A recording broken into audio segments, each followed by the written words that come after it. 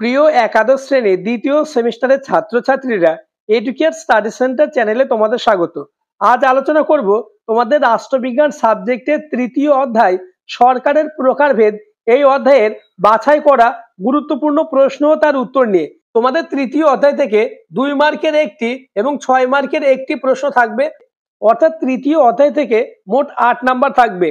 আলোচিত প্রশ্নগুলি খুবই গুরুত্বপূর্ণ, তাই প্রত্যেকটি প্রশ্ন ভিডিওটি পজ করে অথবা স্ক্রিনশট করে খাতায় লিখে নেবে। তাছাড়া আলোচিত প্রশ্নগুলির পিডিএফ ফাইল নিতে চাও, ডেসক্রিপশনে হোয়াটসঅ্যাপ লিঙ্ক দেওয়া থাকবে, তোমরা হোয়াটসঅ্যাপ লিঙ্কে জয়েন হয়ে যাবে।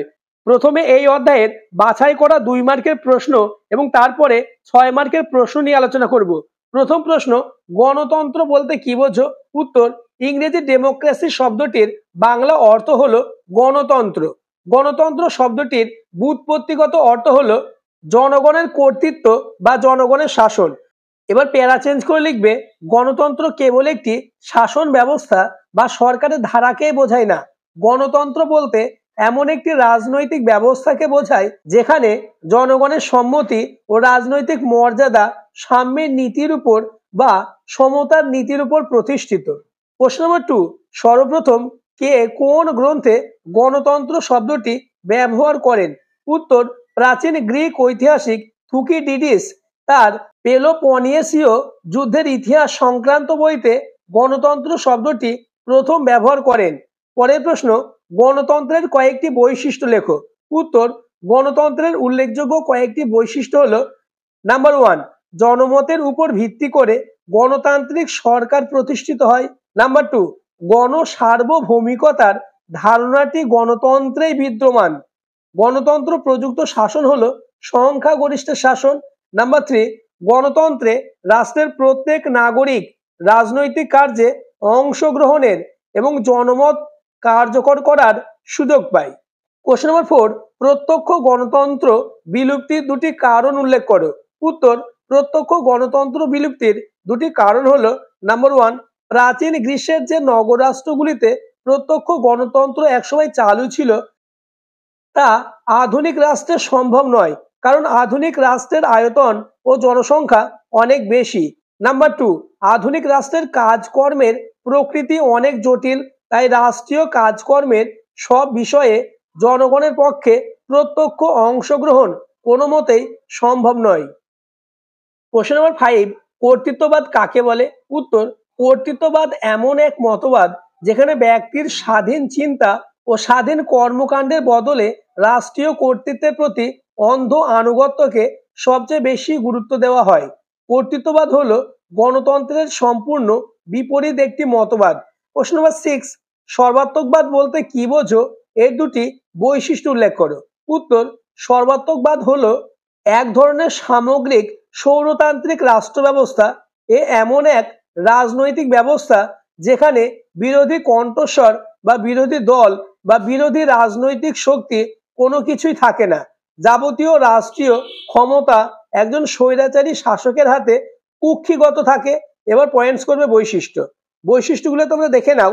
পরবর্তী প্রশ্ন আলোচনার আগে চ্যানেলে নতুন হয়ে থাকলে চ্যানেলটিকে সাবস্ক্রাইব করে দেবে এবং ভিডিওটি তোমার বন্ধুদের মধ্যে শেয়ার করে দেবে। আমি তোমাদের একাদশ শ্রেণীর দ্বিতীয় সেমিস্টারের প্রত্যেকটি সাবজেক্টের অধ্যায় ভিত্তিক গুরুত্বপূর্ণ প্রশ্ন ও তার উত্তর নিয়ে আলোচনা করব, তাই চ্যানেলটিকে সাবস্ক্রাইব করে দেবে এবং নোটিফিকেশন অল করে দেবে। প্রশ্ন নম্বর 7, গণতান্ত্রিক সমাজবাদ বলতে কি বোঝো?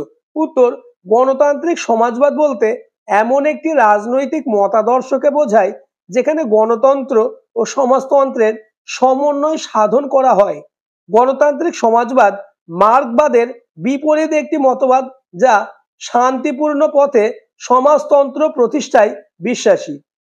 প্রশ্ন নম্বর 8, কর্তৃত্ববাদের 5টি শ্রেণীর কথা উল্লেখ করো। উত্তর, কর্তৃত্ববাদের 5টি শ্রেণী হলো, নাম্বার 1, দলীয় শাসনের কর্তৃত্ববাদ। নাম্বার 2, সামরিক শাসনের কর্তৃত্ববাদ। নাম্বার 3, ব্যক্তিতান্ত্রিক শাসনের কর্তৃত্ববাদ। 4, পরোক্ষ সামরিক শাসনের কর্তৃত্ববাদ। 5, মিশ্র গণতন্ত্রের কর্তৃত্ববাদ। প্রশ্ন নম্বর 9, গণতন্ত্রের সাফল্যের শর্তগুলি কি? উত্তর, গণতন্ত্রকে সাফল্য পেতে হলে কতগুলি শর্ত পূরণ করতে হয়।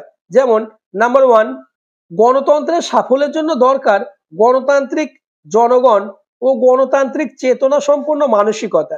নাম্বার 2, গণতন্ত্রের সাফল্যের অন্যতম শর্ত হলো গণতন্ত্রকে গ্রহণ করার মতো জনগণের ইচ্ছা ও ক্ষমতা। নাম্বার 3, গণতন্ত্রের জন্য প্রয়োজন স্বাধীন ও নিরপেক্ষ বিচার ব্যবস্থা। কোশ্চেন নাম্বার 10, গণভোট বলতে কি বোঝো?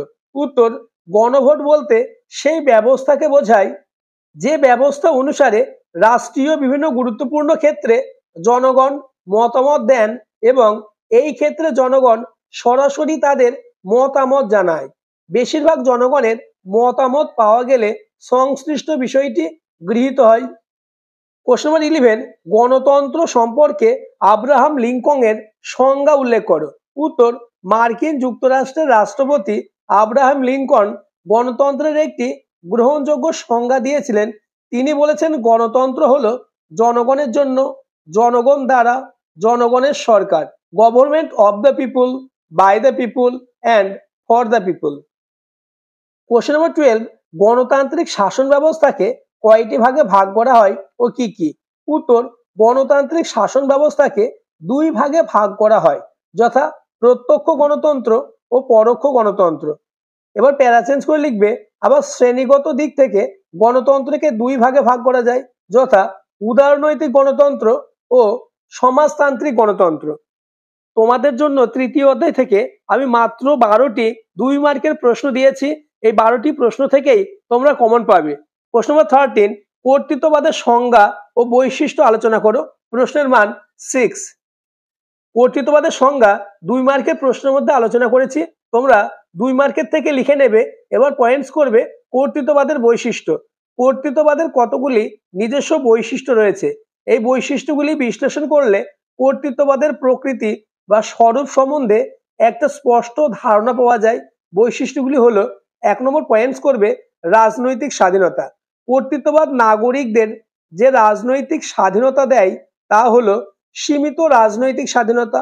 এই ব্যবস্থায় নাগরিকরা দেশের রাজনৈতিক কর্মকাণ্ডে অংশগ্রহণের জন্য সীমিত আকারে কিছু স্বাধীনতা ভোগ করে থাকে। দ্বিতীয় পয়েন্টস করবে নিয়মতান্ত্রিক গণমাধ্যম। কর্তৃত্ববাদী ব্যবস্থায় গণমাধ্যম বা মিডিয়া সরকারি নিয়ন্ত্রণে থাকে। এখানে গণতান্ত্রিক রাজনৈতিক ব্যবস্থার মতো মিডিয়ার স্বাধীনতা থাকে না। কর্তৃত্ববাদী শাসকরা গণমাধ্যমগুলিকে অনেক সময় নিজেদের জন্য ব্যবহার করে থাকে।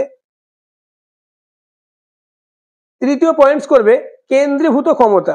কর্তৃত্ববাদী ব্যবস্থায় যাবতীয় ক্ষমতা রাষ্ট্রীয় কর্তৃত্বের অধিকারী নেতা বা গোষ্ঠীর হাতে কেন্দ্রীভূত থাকে।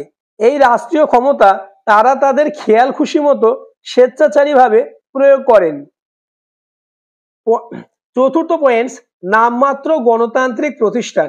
কর্তৃত্ববাদ গণতন্ত্রের সম্পূর্ণ বিপরীত একটি রাজনৈতিক ব্যবস্থা হলেও একে কিন্তু কোনোভাবেই একনায়কতন্ত্র বা সৌরতন্ত্র হিসাবে আখ্যা দেওয়া যাবে না। পঞ্চম পয়েন্টস, বহুত্ববাদের প্রত্যাখ্যান।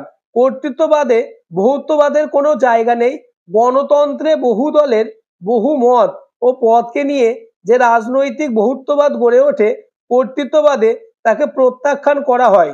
ষষ্ঠ পয়েন্টস, কৃত্রিম গণতান্ত্রিক আকৃতি। কর্তৃত্ববাদের একটি কৃত্রিম গণতান্ত্রিক চেহারা রয়েছে। কর্তৃত্ববাদী শাসকরা জনগণের ভোটের মাধ্যমে ক্ষমতা দখল করে নিজেদের গণতান্ত্রিক বলে দাবি করেন, এমনকি জনপ্রিয় নেতা বলেও দাবি করেন। অনেক সময় দেশের আইনসভার বিপুল সংখ্যা গরিষ্ঠতার জোরে নিজেদের মতোই আইন তৈরি করেন বা সংবিধান পাল্টে ফেলার কাজও করেন। পরের পয়েন্টস অর্থাৎ লাস্ট পয়েন্টস করবে মন্তব্য। পরিশেষে বলা যায়, আধুনিক গণতান্ত্রিক বিশ্বে কর্তৃত্ববাদ কখনোই সুশাসন দিতে পারে না। গণতান্ত্রিক মূল্যবোধ, বহুত্ববাদ ও ব্যক্তি স্বাধীনতাকে কর্তৃত্ববাদ যেভাবে ক্ষুণ্ণ করে তা সভ্যতার অগ্রগতির পথে এক অন্তরায় ছাড়া আর কিছুই নয়। এই পর্যন্ত। পরের প্রশ্ন, গণতন্ত্র কাকে বলে? গণতন্ত্রের প্রকৃতি বিশ্লেষণ করো, অথবা গণতন্ত্র কাকে বলে এর বৈশিষ্ট্যগুলি লেখো। প্রশ্নটি মোস্ট ইম্পর্টেন্স, কোশ্চেনের মান 6।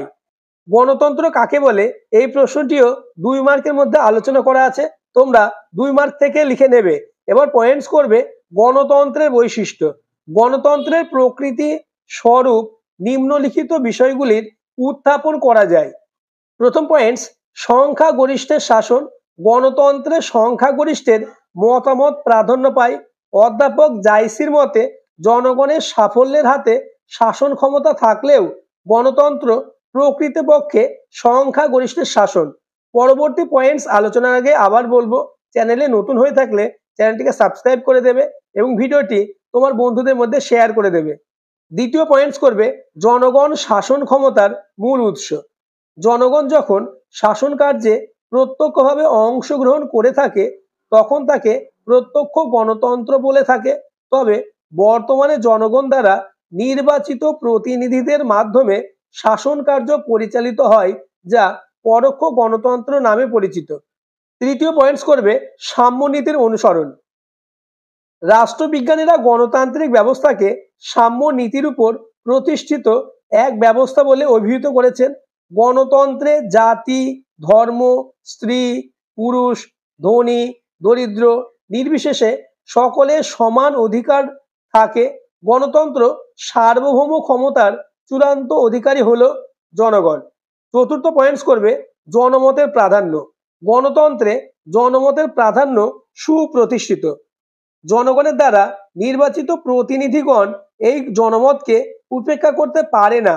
জনমতকে উপেক্ষা করলে পরবর্তী নির্বাচনে শাসকের পদচ্যুত হওয়ার সম্ভাবনা প্রবল। তাই শাসকগণকে জনগণের ইচ্ছার মান্যতা দিতে হয়। পঞ্চম পয়েন্টস করবে সাম্য ও স্বাধীনতা সুপ্রতিষ্ঠিত। গণতন্ত্রের মূল ভিত্তি হলো সাম্য, স্বাধীনতা, সৌভ্রাতৃত্ব। ন্যায় সাম্য ভিত্তিক সমাজ জীবন গণতন্ত্রে একান্ত কাম্য। সর্বপ্রকার ঐক্য, সংহতি ও সৌভ্রাতৃত্বের ভিত্তিতে একটি সাম্যভিত্তিক সমাজ গঠনই গণতন্ত্রের মূল লক্ষ্য। 6 নম্বর পয়েন্টস করবে বিশেষ জীবনধারা। গণতন্ত্র কেবল একটি তত্ত্বই নয়, এটি একটি জীবনধারাও বটে। গণতান্ত্রিক দৃষ্টিভঙ্গি, চিন্তা চেতনা, আচার আচরণ, পারস্পরিক নির্ভরশীলতা প্রভৃতিকে কেন্দ্র করে এই জীবনধারা গড়ে ওঠে। লাস্ট পয়েন্টস করবে মন্তব্য। গণতন্ত্র একটি চিরায়িত আদর্শ। প্রাচীন গ্রীসে প্রত্যক্ষ গণতন্ত্রের সূচনা লগ্ন থেকে একবিংশ শতাব্দীর আধুনিক উদারনৈতিক গণতন্ত্র পর্যন্ত আজও এর কোনো বিকল্প নেই। আজকের ভিডিও এই পর্যন্ত। পরবর্তী ভিডিওতে তোমাদের এই অধ্যায়ের বাছাই করা আরো কিছু 6 মার্কের প্রশ্ন ও তার উত্তর নিয়ে আলোচনা করব। তাই চ্যানেলটিকে সাবস্ক্রাইব করে দেবে এবং ভিডিওটি তোমার বন্ধুদের মধ্যে শেয়ার করে দেবে।